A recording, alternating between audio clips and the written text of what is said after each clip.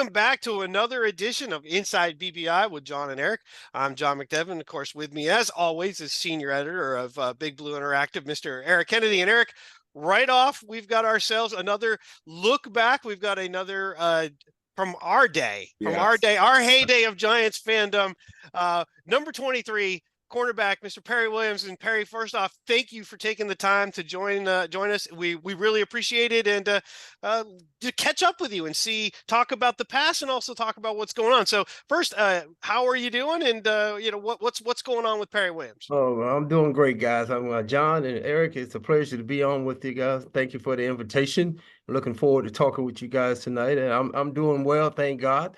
I'm working every day. I work at Long Island University, director of sports management here. I've been here going on 6 years. And we're doing a lot of great things, paying it forward to these young kids, young men and women that I always say is the leaders for tomorrow.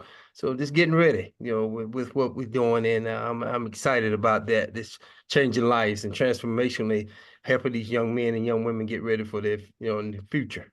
That's awesome to hear. And we were just talking offline, so I'm going to start with that.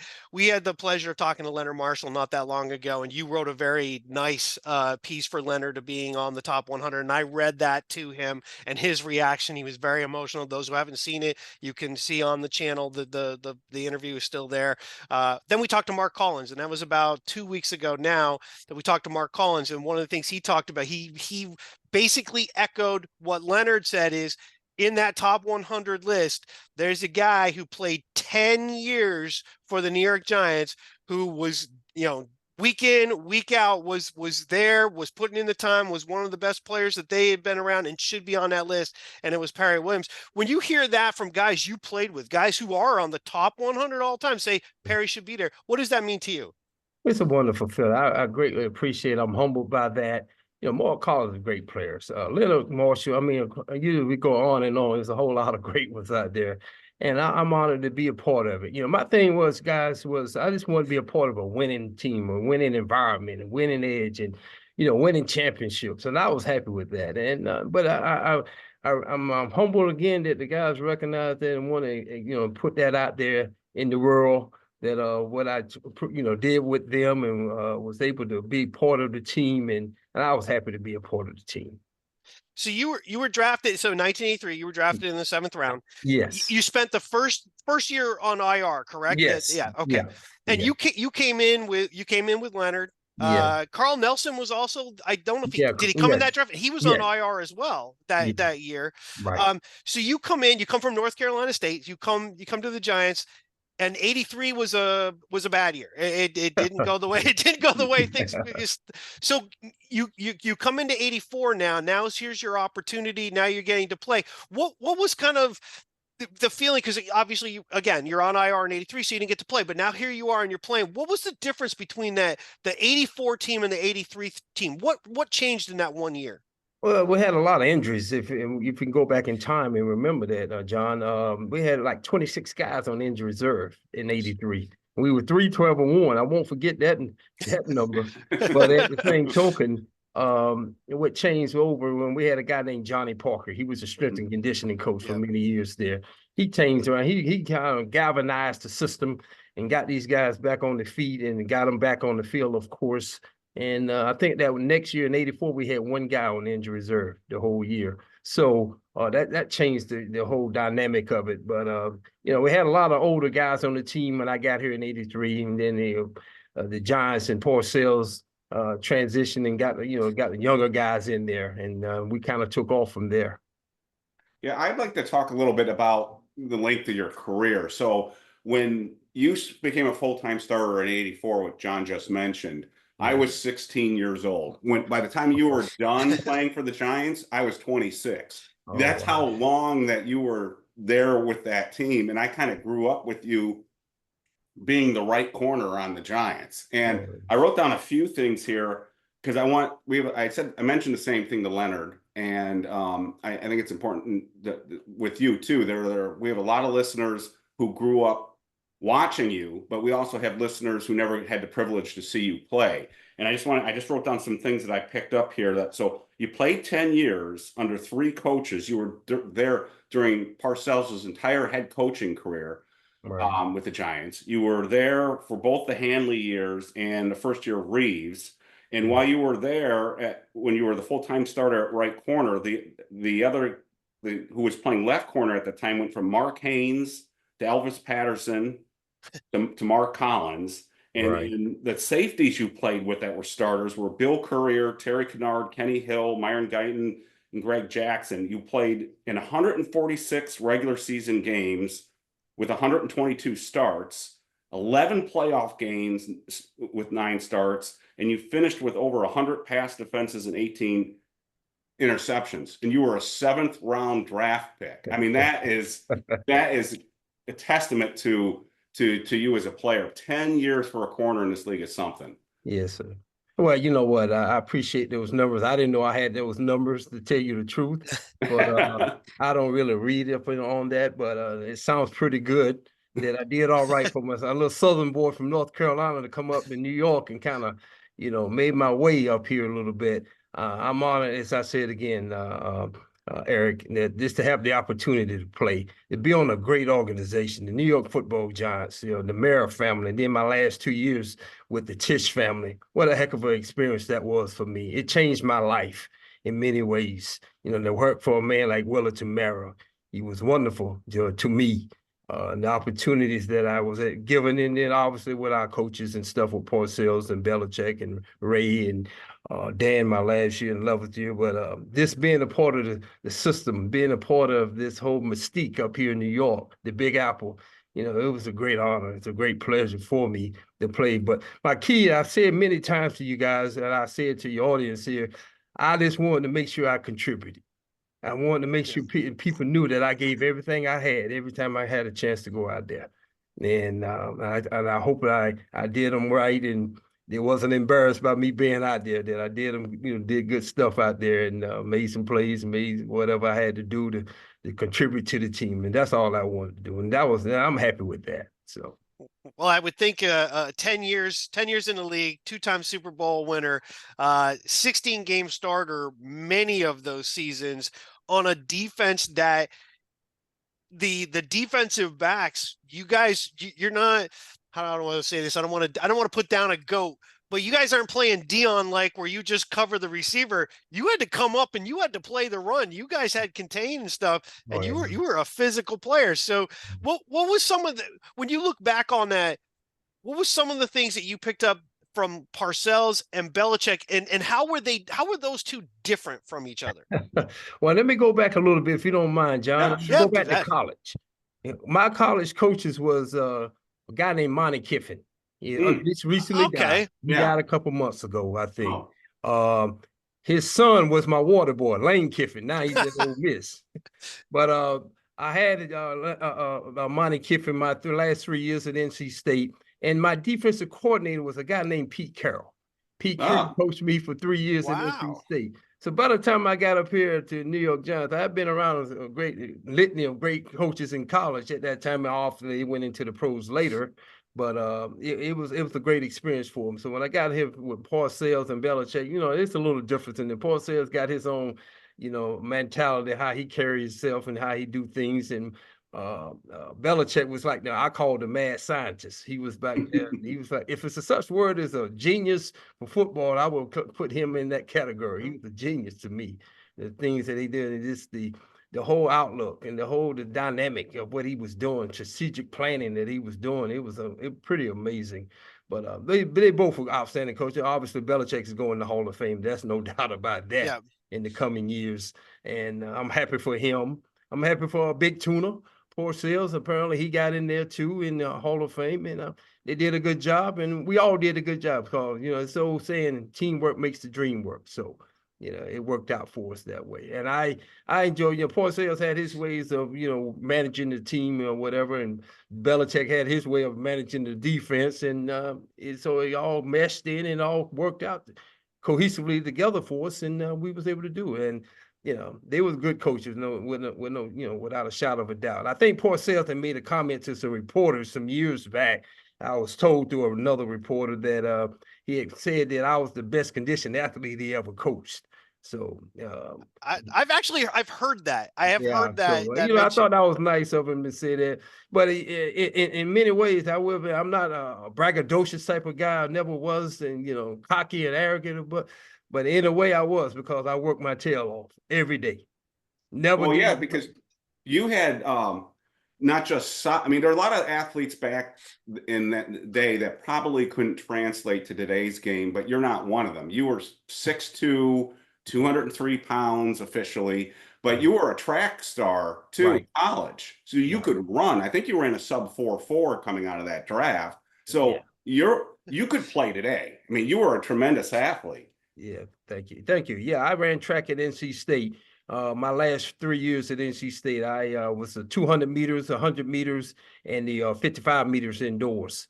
Set the record in the 55 meters. I qualified for the Olympics in 1980.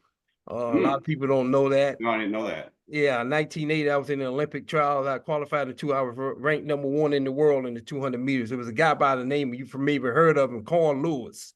Carl Lewis, 9-time gold medalist. He and I was in that same era.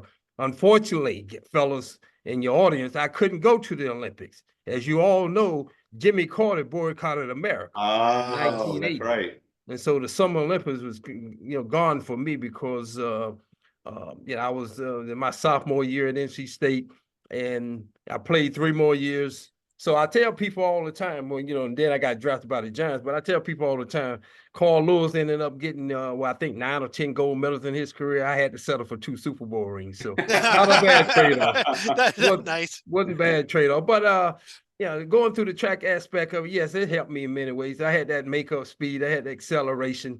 And so it helped. That was one of my great contributing factors for if I lived on the field, anybody, I don't care who it was on the field, I always felt that you could try to run 60 or 70-yard touchdown. That wasn't going to happen because I was out there when I was out there. So. Well, I'm glad that you mentioned that last part, because that leads right where I wanted to ask a question. You faced a variety of different kinds of receivers during that time frame. Washington, they had a little bit of the Smurfs, but they also had Art Monk. You had the Cardinals, which were in the division at the time. You had Roy Green, who was at one point was a two-way player and became a really good wide receiver. You had Mike Quick with the Eagles, but the Eagles still had Harold Carmichael, not to cut you off. I apologize for cutting you off, John. Mike Quick and I from the same high school. Oh, all right. Same town. It's a little town in where I live at now, even though I'm working up here in New York, in Long Island here. Hamlet, North Carolina. That's where we are from. Both of us came. He was 2 years ahead of me in high school. So he went off to NC State as well. And then I went off behind him 2 years later. So we both from the same high school and we went to the same college together. He did a heck of a job in Philadelphia and being an all-pro wide receiver. And now he's commentating them down in the Eagles network, for what I understand. Well, and so I mean that's crazy connection right there. But it's just so of all those guys, and I mean I'm leaving out a ton. John Taylor, Jerry Rice, Michael all those Irvin. guys. I mean, his career so long that he was even there when Dallas. Yeah, Michael Irvin, yes, I played against Michael Irvin. Alvin Harper. I mean, at that time, you name him. I go all the way to Drew, Tony Hill. I went all Tony Hill and Pearson. Yeah, all right. I give you guys a good one. I went all the way back to John Stallworth. Yeah. Okay. All right. So I go back Earl Cameron, the running. There you go. Chuck Muncie. John Riggins. I mean, John Riggins. I was in that era. So of those guys, when you look back, is there one receiver that stands out to you that when you played him, like that was a battle you expected and you liked, you looked forward to playing that guy? Well, yeah, that's easy. You just called his name, Mike Quick, my homeboy. It was always a battle, who was going to get the best of each other. So I think we beat them more than they beat us. So, but and I think on top of that, all the years that I played against Mike was a great receiver, all pro and all that good stuff. And he never scored a touchdown on me. So he never had that satisfaction to know he had a touchdown on me. But yes, James Lofton come to mind. James Lofton, he was like 6'3", about 210. 250, something like that. He was an ex-track star too. Yes, you guys familiar with that. But I always challenged all of them. It was never an easy day, an easy Sunday or Monday night, because all these guys in that era, all them guys could play, all of them. Well, Mark Collins, I kind of put him on the spot when I asked him. I said, "How much zone versus man did you guys run?" And he thought, for a second, and he said probably about 70% zone. But he said that in the system that you guys ran, you had a lot of autonomy and flexibility to sort of, and then you guys communicated so well. The safeties and the corners communicated so well that you guys kind of knew what you were going to do. And then Belichick and Parcells sort of let you sort of do different things in the concepts of the defense that you were running. Is that fair to say that you guys had some flexibility? Yeah, we had flexibility because they had confidence in us. Belichick and Parcells and the team had confidence in the guys getting the job done, and we did a lot of base too. I would say 60-40 or 70-30, something like that with zone. But when we locked up on man-to-man, then we locked up. We could obviously do what we needed to do on man-to-man. But our thing was predicated, our base cover two, our coverage. And everybody, as long as you did your job, as Belichick would say, do your job, then everything kind of meshed and went very well for us. So I asked this of every one of our guests from your I don't want to say from your time frame, but from the 80 time frame, from the 80s. Yeah. The Giants were consistently a good team. You were in the seasons, you were in games, you were in contention to be in the playoffs most of those years. Yeah. When you look back, you won 2 championships. Is there a particular season that you say, if this had just been this, we would have won another one? Leonard gave us multiple seasons. I'm just curious for you, which one of those seasons in the 80s do you think you guys had one more championship in you? 89. 89 when they overtime with the Rams. Yeah. Oh, that was overtime. That's heartbreaking. It kills me to this day. Seeing Flipper Anderson running through the tunnel after he caught that I still vividly see that sometimes. And but yeah, I think it should have been 87, 89, 91. That's what we do. I always think about that. Yeah, we should have had at least 3. That's what Mark was along those lines. He said we should have won this year. We should have won this year. So yeah, it was a lot, multiple years, of course. And but that one 89, we'd have took that thing and we'd have got there. We just unfortunately, it didn't happen for us. And but we bounced back, and then 90, 91 we went back. Yeah. Well, and it's an excuse for fans for us to go, I can give you the excuses. You guys had some injuries late. LT with the fractured ankle. Sims was not healthy at the end, and you had lost Bavaro on that cheap shot low hit to his knee earlier in the season, and that really altered Bavaro's long-term career. But 88 always sticks out to me. Eric knows I bring this up every time. It's that second game of the season against the 49ers, the late piece where Kenny Hill and Collins bang together. Rice scores the touchdown. Yeah. That game ultimately is the reason the 49ers are in, or they wouldn't even be chasing a three-peat if they didn't get that first one. And that's the real reason you guys ended up being out. Yes, you lost to the Jets at the end of the year, but so one of the things that sticks out to me in 88 as I look back is there's a picture of from the tunnel. It's from behind of Harry Carson and George Martin together kind of overseeing. They both were out at that point in time. They weren't playing, and this was going to be the end of it for them. And it makes me think, okay, those guys were there when you came on board. Was there one of the veterans, somebody who continued on that kind of you looked to and said, when you came on board, that guy kind of helped me or guided me at all? Or was it more of a galvanizing of just some of the younger guys getting together? Was there a veteran that you could say that guy really helped me? Well, one of the things, I guess I have to call his name is Harry Carson. He was the catalyst. He ran the defense. He was the captain of the defense. George Morton, obviously, so both was co-captains with George Morton. But Harry, he was the one who kept everything in line, kept it in check and called the defenses, and they never raised his voice much. He just went out there and played. It's pretty amazing. He was never vocal a whole lot. He just told us what we needed to do to give us the plays or that we was going to go and play against. But other than that, this his work ethic and the way he played, it was just the physicality and the toughness. And that really, went a long ways with me, because I believed in that mental toughness and just going out there and giving it all you got every single time. And I knew every time he would go out there that he was going to lay it on the line, 100% plus. And that's what made me motivated me even more. I didn't want to let the team down, so I wanted to make sure I gave 100 plus every time. So yeah. So one of the things I was looking at, I'm glad you brought up 1988, John, because one of the things I was looking to sort of research for this interview is I wanted to go back and look at some of the old media guides, and they mentioned the 1988 season that Perry in the first Dallas game had an interception late in the game to seal the win. The Giants were winning 12-10. It was a real low scoring game. Dallas had the ball and they were trying to get in the field goal range. And so I said, I don't really remember that game. So I wondered if it was on YouTube. So I looked this morning and it was. So I go to the end of the game and there's Perry intercepting a pass from Steve Pelluer. And I don't know if you remember this, but after you intercept it, Michael Irvin jumped on you. It was a bit of a cheap shot, and you got up. You got up and you basically shoved him off of you, and were like, "Don't you do this?" So you were. I just remember. It just brought back memories of you as you were a physical player, and John talked about this earlier too.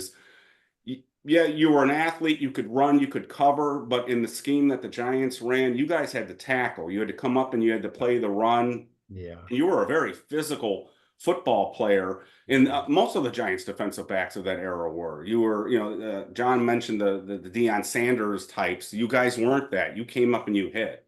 Yeah, that was demanded from Belichick and Parcells, but Belichick is more that we would be physical. We got to force the run, because the way that defense is designed for the corners to come up and force the run, to kick out and get linebackers to go behind instead of trying to go across.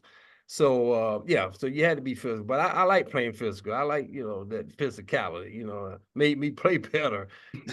I wasn't much of a vocal talking out there, but I went out there to play hard, because I knew all my other guys, the teammates, was gonna give everything they had. So I had to go out there and give it all I had. And I didn't want to embarrass myself. I didn't want to embarrass the team. I didn't want to embarrass the fan base. So, every time I walked on the field, I tried to make sure that I tried to dominate my particular area. Well, that carried through, obviously. And again, for anybody who's watching this, will be watching this, go back and watch the episode we did with Leonard Marshall. When he talks about you, it's with a lot of pride, a lot of love, a lot of, this guy put it on the line. He talked about just your longevity, how you were there, how you did it the right way, and you were a guy that could truly be counted on. And that then was echoed by Mark Collins. So when you hear that from your teammates, I don't think you have to wonder, you hope you did this. Clearly you did. You mentioned George Martin too, and I wanted to bring that up. You two have a connection that goes beyond the football field, because you were both, correct me if I'm wrong, you were part of the NFL program to basically, you finished and got your degree at, was it Fairleigh Dickinson? Yes. The continuing education program.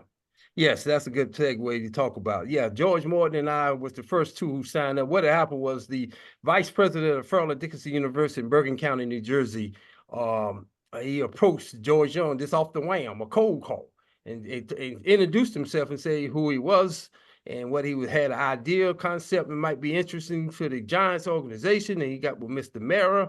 And so he had a meeting. So the guys who wanted to go to school, you can take class and then transfer them back to your prospective college or university that you had attended, and you go to school during the off season. I thought I needed one more semester to finish up, so I did that. I jumped in the program. George jumped in, and I jumped in, and I finished up my undergraduate program.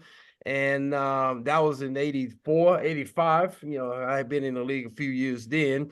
And then in 89, I did something that was like way off the wham for me. I went back to school and got a master's degree. And I got my master's degree in public administration. What's so significant, guys, for me in 1991, as you all know, we won the championship, the Super Bowl in 91, January 91, Buffalo Bills and down in Tampa. Oh, yeah. And as soon as I finished that, I had to go back to school. I came back to New Jersey. I went to North Carolina for a week's vacation with my mother, and I went back to New Jersey so I can go back to school. So June of 91, I received my master's degree. And that was in public administration, MPA program, concentration in business. I played 3 more years after that. And then when I retired from pro football, then Fairleigh Dickinson called me. and I was there with them for 22 years. Wow. Yeah, I was in the higher education for 22 years, promoting outreach, leadership. I taught leadership, intro to leadership and team building concepts. Did a lot of work, character building, life skills with the kids program that I developed, and I did that. Then I came here to Long Island University, going on 6 years ago, 2019, and helped try to start this a program with the sports management academic curriculum program. We went from 10 kids in the program to 170 now. So we are matriculating, we're going up and doing some great things. We got a graduate program here. So yeah, the schooling was essential. I tell the kids all the time, school knowledge is king. You must go to school. Yeah. You must get your education. Did I love school? Guys, no, I did not love school, but it was a necessity. Yeah, Right. and you must get your work done and do the work, and don't be a athlete then a student. Be a student then an athlete. Right. I put that out there to these young people all the time. I've traveled all over the country, guys, in the last 25, 30 years. I had a program that I put together. I had to travel, work with the United States military, the Army Department, and I had marketing groups. I went to 40 major cities, and I covered 3 million kids in 2 years. Wow. So I did a lot of crisscrossing and going across the country. So a lot of people don't know that Perry Williams involved with education, and not only higher education, but I designed my own program for the K-12 character building life skill initiative that I put together. It's called FFD1, Focus from Day One initiative. So I do that. And then I have one called the MAD program, the Make a Difference initiative. So I've been dealing with kids for a long time. That's fantastic. Nice. And so if people wanted to check out, stuff that you're doing, or where they can follow you, or any of that, where can people kind of get more information? Where can they follow you? Stuff like that. Well, they can follow me on LinkedIn. I do a lot of LinkedIn there. I'm on LinkedIn. You go on LinkedIn, you'll find a lot of my stuff going on there. Matter of fact, I just got a book out now. I got it from Amazon, and Amazon is called Little Perry and the Race to Friendship. And that's a kid's book I come up with. Okay. And my partner there, Elizabeth Mello Paulson, she helped me develop it with me. And we're giving back to the kids. I told you guys, I started out when I was with the Giants in my 3rd year. I started going to elementary schools and talking to kids about drugs and alcohol and getting your education and all those things, leadership, team building. So I kind of came up with that a long time ago. So now I wanted to bring it to fruition, and with this book, and it's out there on Amazon, and hopefully people go in and get it. And I'm willing to come to schools all over the place and talk with the kids. And I do a lot of that because a lot of guys don't like talking to younger groups, but I do. I started out talking with elementary kids, middle school, and high schoolers. So now I do the corporate level, of course, do a corporate training on leadership. But so we got that out there right now, and I'm excited about it. Giving back is a lot based on our adventurous story, heartwarming adventurous story about being good friends, being respectful, being a great humanitarian, and doing those things, demonstrating great sportsmanship. All of those things is very important, for especially young kids. That's one thing you watch guys on TV. I always tell young people all the time, fellas, listen, govern yourself accordingly, because you never know who's watching. Right. So try to be the best that you can possibly be. Have great respect for people. And I try to do that. A lot of people, I think, Eric, you said early on, a lot of fans that never saw me play, or maybe never heard of me. But the word is out of here in Long Island that the madman is loose to make a difference, man. So I'm out here trying to make a difference out here in Long Island and certain parts of New Jersey, and giving back to the young people. Because as I said to you guys early on here in the take here with you guys, the young people are our leaders for tomorrow. We got to get these young people ready to go. It's a wonderful feeling. I had a chance to play pro football, and I realized through my spiritual being and my background being a Southern Baptist, it's better to give than receive. And so what I'm doing now, I'm trying to give out there and get these young men and young women ready to go. It's a wonderful opportunity to speak with you guys and and tell me about certain things the guys have said about me, or maybe just the people in general. I always try to acknowledge everybody I meet. A lot of people, as you were saying again, Eric, a lot of people I'm meeting nowadays, I never had a chance to meet them in person. But now we talk, and I like to take selfies, hug grandmas, and kiss babies. And all that. I still do a lot of that, so it's a good thing. It's a good thing. Well, I can say as a person, I know I can talk to people and ask them, what did you think of Perry when you played with him? I was a fan. I was like Eric. I grew up with the Giants. I was really young in the 70s, but I remember the horrible fumble. I remember being Oh, happy in 1980 when we beat the Cowboys 38-35 in a game that meant nothing because we've won 4 games. yeah. Then 81 comes about, LT comes on, things start Yeah. to change. But I also remember constantly 23 on one side, 34 or 25 on the other side, Oh, yeah. 48 in the backfield, 43. And when 43 Yeah. went down, 27 comes in, and I Yeah. can name them and I could go. And one of the things I remember about you is we talked about the physicality of it, and you were tall and lean, even 203, but you're a lean 203. Yeah. But you were a guy that came up and you put some running backs when they came around it, you put them down. And some of those running backs, you mentioned it, they were big guys back then. They I mean they were some big old guys you had to Yeah. get it put down. And you never backed down from any of that stuff. And one thing I always remember is like guys would kind of come in and out, but Perry Williams was always on at right cornerback that whole time. Yeah. Well, I think an article was in the paper one time in New York, Daily News or Newsday, one of them, and it said that I was the cornerstone of the Giants defense, and that was a nice, shout out for me. And but I tried to live up to everything I did. I tried to make sure I worked hard and make sure I was ready to go. I stayed out of trouble. Didn't get involved with drugs and alcohol and all that nonsense and All right. getting arrested and all. I'm here, guys. I came here to work. Yeah. Yeah, and I made that promise to myself when I left North Carolina. I share a story with you. God bless my grandmother. She died in 1988, but she saw me in my first 4 years before she passed away. But the first thing she said to me in 1983, when I got drafted and getting ready to come to training camp at Pleasantville, New York, Pace University, and she said to me, "So who is the man who owned the team?" And I said, "I don't really know his name, but I've heard his name was Wellington Mara." And she said, "Okay." She said, "Well, if you don't do nothing else, you make sure if you play 1 day, 1 week, 1 year, or 10 years, or whatever amount of years you want to play, if you make it that long, you make sure you get that man an honest day's work. Give him everything you got. Not only on the field, but off the field. Act accordingly. Act like you got some home training. Act like you got some sense." So that was instilled in me when I got up here and I realized that and what my grandmother had said. And when my 11 years is over, the one for year and then the last 10 years, I was able to shake Mr. Mara's hand and say, "I gave you my best." Yeah, there's an It's interesting awesome. stat that one of my colleagues that does a lot of writing on Giants history told me this morning. I didn't realize his name's Larry Schmitz, and he sent me this email. And you may not know this too. On the 1986 team, you're the only player.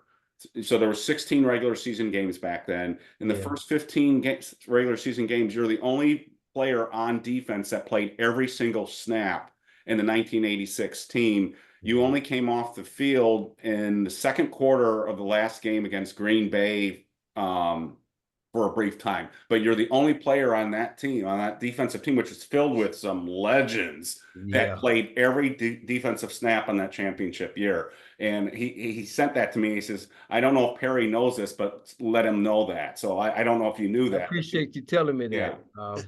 I heard the different talks and different people, but the playing time or the years, the plays I played on the field, I was just proud to be able to go out there, period, and be a part of something, be part of a winner. And then that's all that did for me, guys. This stuff, what I did here, and what you guys are talking about, with what we're talking and discussing, is I'm deeply honored and humbled by your opportunity to come on your show. But it was a stepping stone for me. It Yeah. was it was a platform that set out there that I call the man from upstairs, God has set out for me and gave me the platform to say, "All right, we'll let you play football for a while, but your true calling is gonna be giving back to the young people." So that's what I do. Well, I'm gonna make sure in the description when it's on with the show was when it's up, I'll have in the description. I'm gonna have about your book. I'm gonna put some of the other contact stuff for you there. I'll make sure that that's there and that's shared. But obviously, it's in the episode, so people see that too. But I'll make sure that it gets out there. But I just want to say how much I appreciate taking the time to be with us, to come on, to get to hear a little bit about. I'm actually really interested in the fact that the things we've talked about that's just beyond the games, because Right. you played them, you know what we're talking about. I watched them, so I know kind of that. But the other pieces about your life and where you are today and what you're doing, I find most interesting. And I really hope that what you've just mentioned, what meant something to you and really kept you on that path as a parent, we're a blended family. I have 9 kids. It is Oh, not, wow. it is not easy with the different pieces of a society that you deal with. They're trying to drag kids in different directions. There's so many things to keep them focused, to try to prove that. And you seem to have a really good way of talking about what is important. And I hope that pays off and really affects other people's lives the way, it seems to have affected your life. I appreciate that. I really appreciate that, John. And yeah, you guys put the word out. Go Amazon and get the Little Perry and just run the friendship. It's a great little book. It's kids will enjoy it, young men and young women. It's about getting them ready for the future. That's what it's really about, the story. And giving back, paying it forward. And I've been greatly honored and pleased by the people I've met over the years since I retired. I met more people when I retired than I did when I played, because I was so busy all the time playing and getting ready for training camps and mini camps and all of those things, playing games.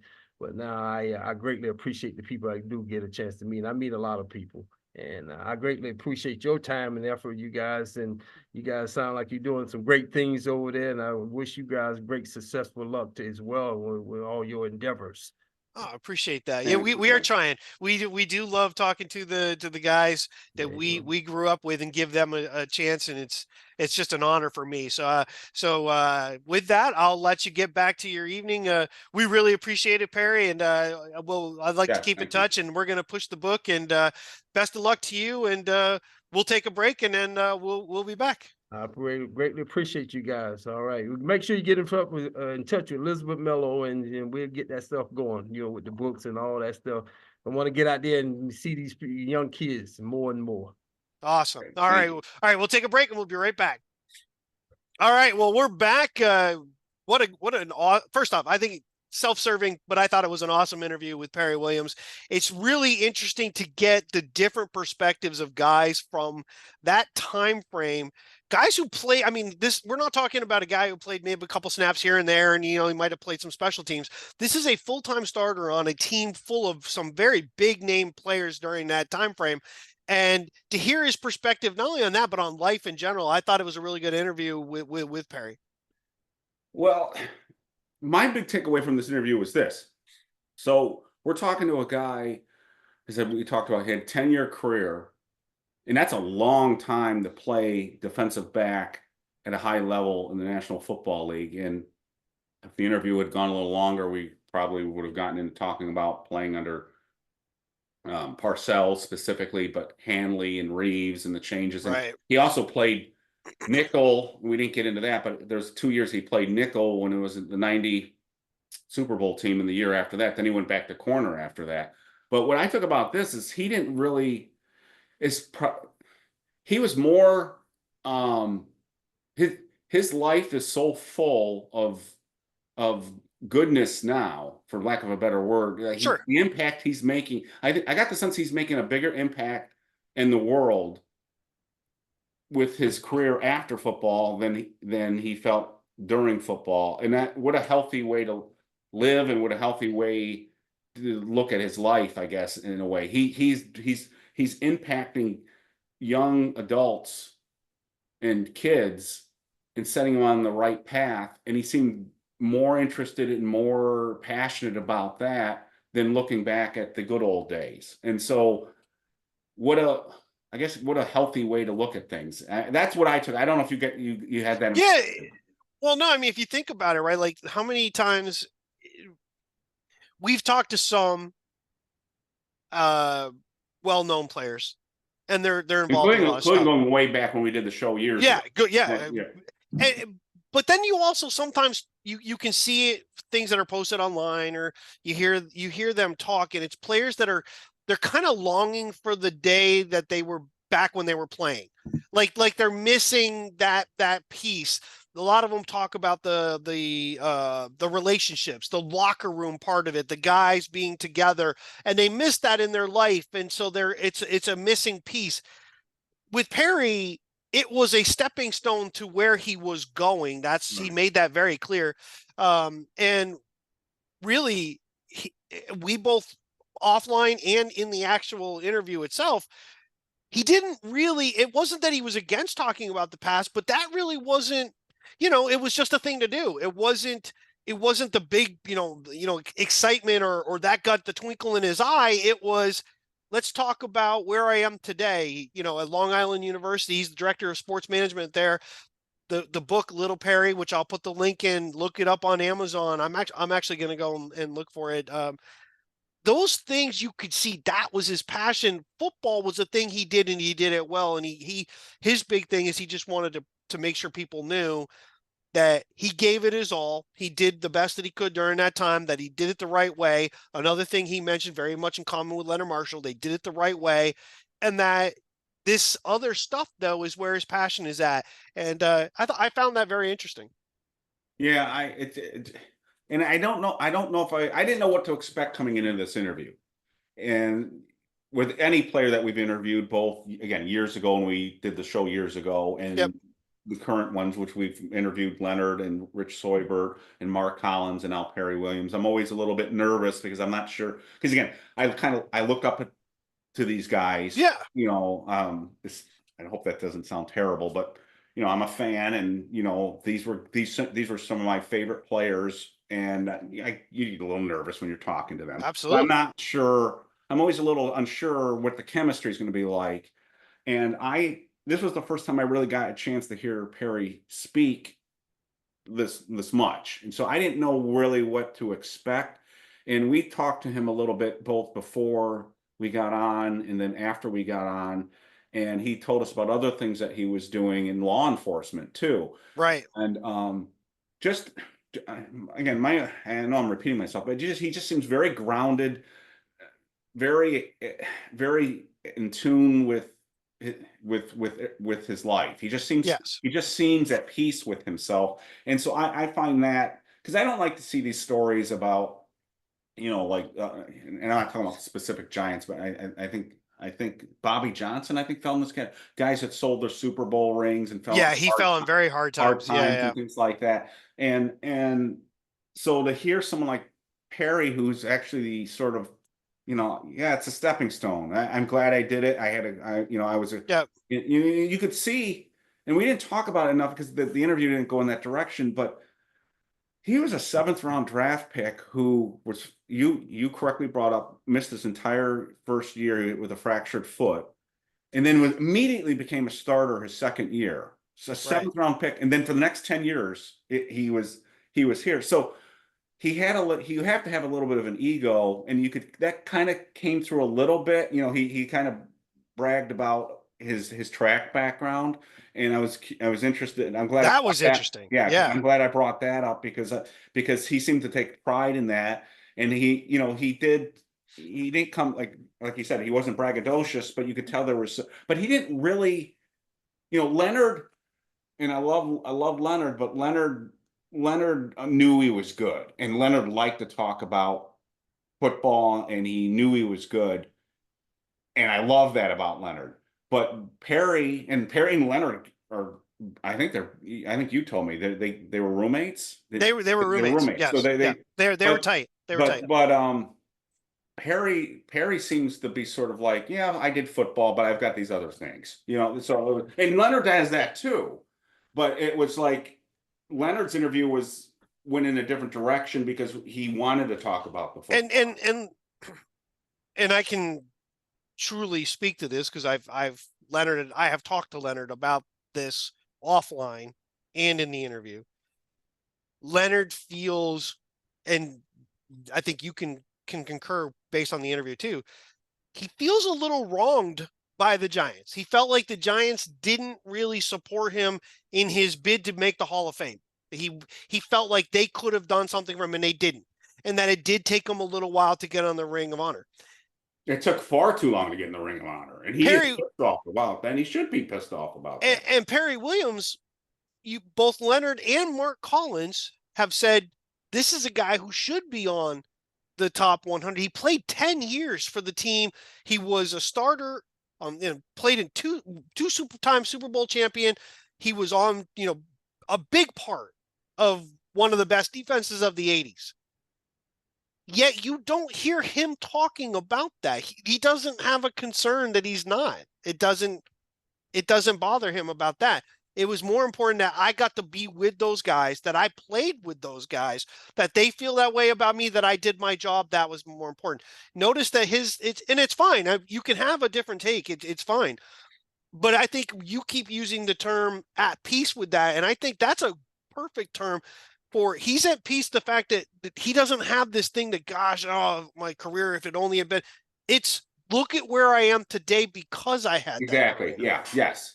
Yeah. And that's a healthy, I'm not putting down one view or the other. I think, sure. So what I'm just saying is it's such a healthy way to be, to live your life, to be, not look back and regret. And I do this. I look back at things that I could have done differently, but I don't get that sense with Perry. Perry's like, everything I did got me to this point, and I'm doing now what I'm supposed to be doing. And again, he's at peace with himself. And I thought that was interesting. So I wanted to, and you and I talked about this a little bit offline too. I wanted to keep talking football, but I think the interview went the way it should have gone because we got to talk about football, but he wanted to say I'm doing more bigger and better things now with my life, and I'm content with that. That's where I feel my value right now as a human being on this planet is doing what I'm doing right now, and that was it was cool. It was, I'm not a little bit of loss of words to describe it, but I just was like, wow, this is really cool. It's so I thought it was a good interview. It was a different interview because of that. There were things I wish we could have gotten into with other stuff. Maybe we'll have him on again. We talked about that maybe down the road, maybe next year or something. We'll have him on again because there are other things.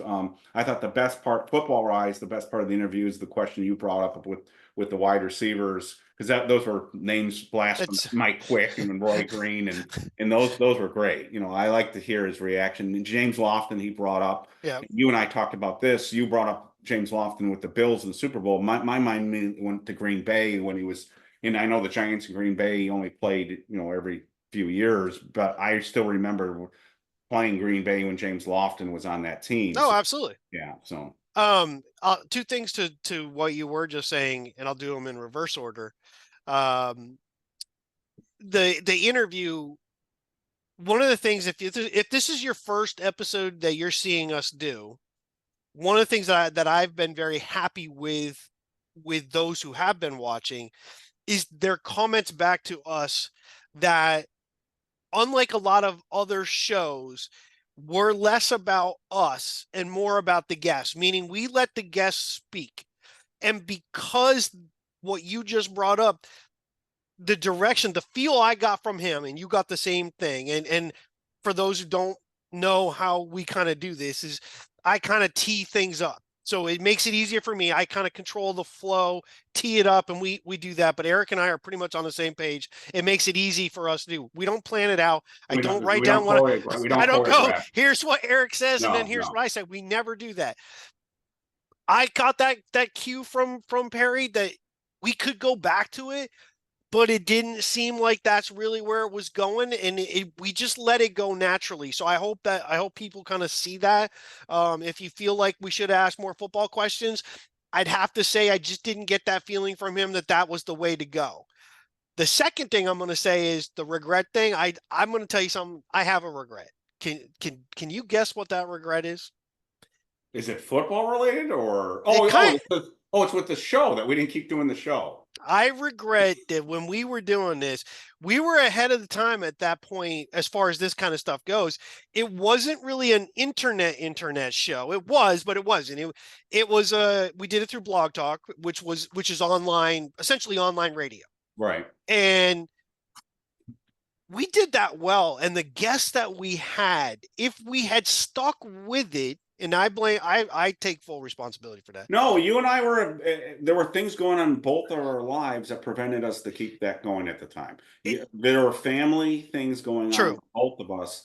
I came to you and I said, it's hard for me to keep doing this. And you said, I can't do this right now. So again, like, let's take our cue from Perry, and you know, things happen for a reason. But I agree with you, but it is what it is. But picking it back up, it's self-serving to throw this in here now, but I feel like this really works. We're constantly trying to do things. I did pick up on some things. I was playing around with some little gift things here and there. I did too many in one episode. I've cut that out. I'm not going to say I won't do it from time to time. And it was funny because I had that thing. What you sent me for the depression thing, I wanted to put it in, but unless I have the actual file, I can't put the link to something else in there. I have to have the file itself. But I found it somewhere else after I had already done the episode.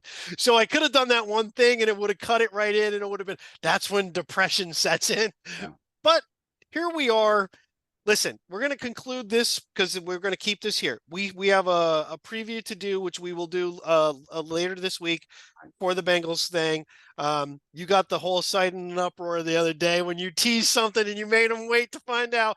I was really good. I did not tip it off at all. No, you didn't tip it off. Look, when I'm told I can't say something, I can't say something. Exactly. So I'm sorry. I mean, so I'm told there's only so much I can say and can't say, and people were getting pissed at me. You can either get a little bit from me or nothing. So it's up to you guys. Yeah. Yeah. No, it was good. So we'll conclude this again.